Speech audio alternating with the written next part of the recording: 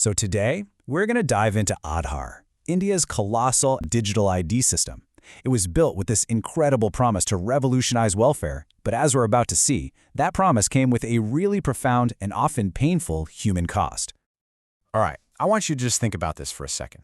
What if your actual lifeline, your access to food, your pension, your ability to even open a bank account, what if all of that was tied directly to your fingerprint?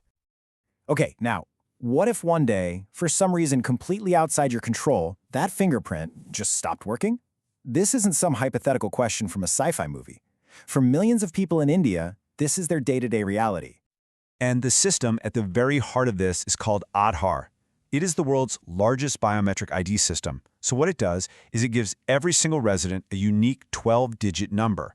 And that number is tied directly to their biometrics. Yep, their fingerprints, their iris scans, all of it. The scale here is it's mind-boggling. Get this. As of 2025, we're talking over 1.4 billion Aadhaar numbers have been generated. This isn't just another ID card, It's become the literal backbone of India's entire digital public infrastructure. So you might be asking, why build something so massive? Well, the original mission, it was super ambitious. They wanted to create a leak-proof lifeline. The whole idea was to use this amazing technology to finally get rid of the massive fraud and corruption that had been plaguing government welfare programs for decades. And this was the engine they built to make it happen, the JAM Trinity. It's a three-part system. You've got Jan Done for the bank accounts, Aadhaar for your unique identity, and your mobile phone to tie it all together. This whole framework was built to zap government subsidies like pensions and wages directly into people's accounts, cutting out all the middlemen. And the difference this was supposed to make? Well, it was supposed to be like night and day. Before Aadhaar, the system was just riddled with problems. Ghost beneficiaries, money leaking out everywhere. The promise with Aadhaar was a super clean, direct system that made sure the benefits actually got to the real people who needed them. And on paper, this thing looked like a home run. The government claimed it saved over $32 billion just by plugging those leaks and getting rid of millions of fake accounts. So from that perspective, the system was working exactly like it was supposed to. Okay, but this is where the story takes a really sharp and pretty dark turn. Because what happens when a system that's built to be secure starts saying no to the very people it was designed to help? That's what we're going to get into now, the unintended but absolutely devastating human cost. So let me tell you about someone. This is Jasoda Munda, a 47-year-old daily wage laborer. For months, she was denied her essential food rations. And listen to what she said, it's just heartbreaking. Every time I visited the ration shop, I was told that my biometrics did not work.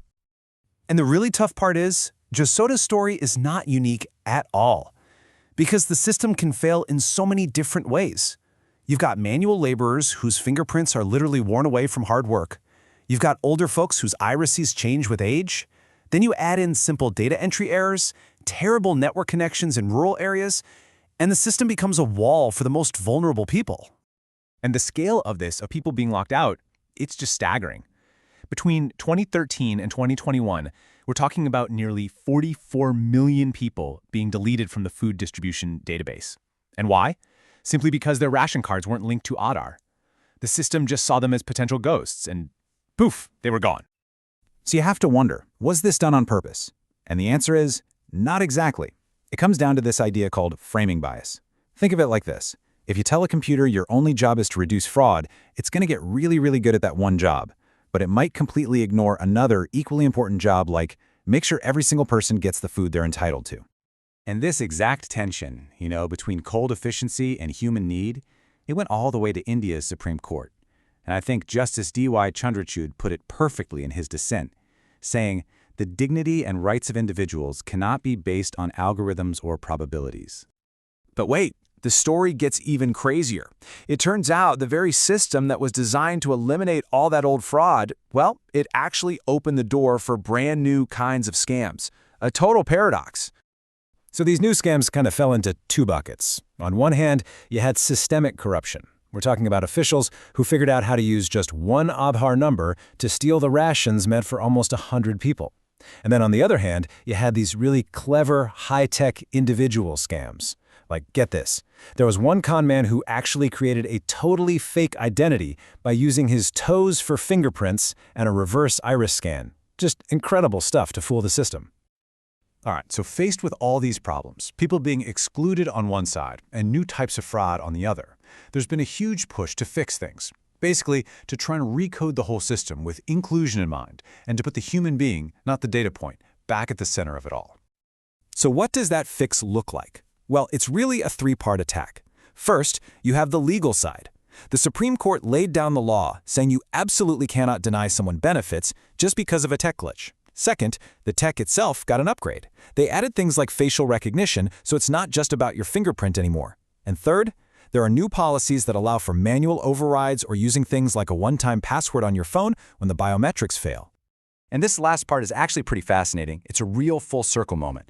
That AI-based facial recognition, the same tech that a lot of people were worried about from a privacy standpoint, is now being used as a key tool to include people. It's helping the elderly and folks with worn-out fingerprints get their banking and their food rations. So they're using technology to solve the very problems that the technology created in the first place.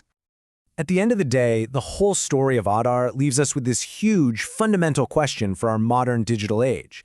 As we build these incredibly powerful systems that are rewiring our entire society, how do we make sure we design them to see people, actual human beings, in all their messy, complicated reality, and not just see them as clean, simple data points? The answer to that question, well, that's going to define our future.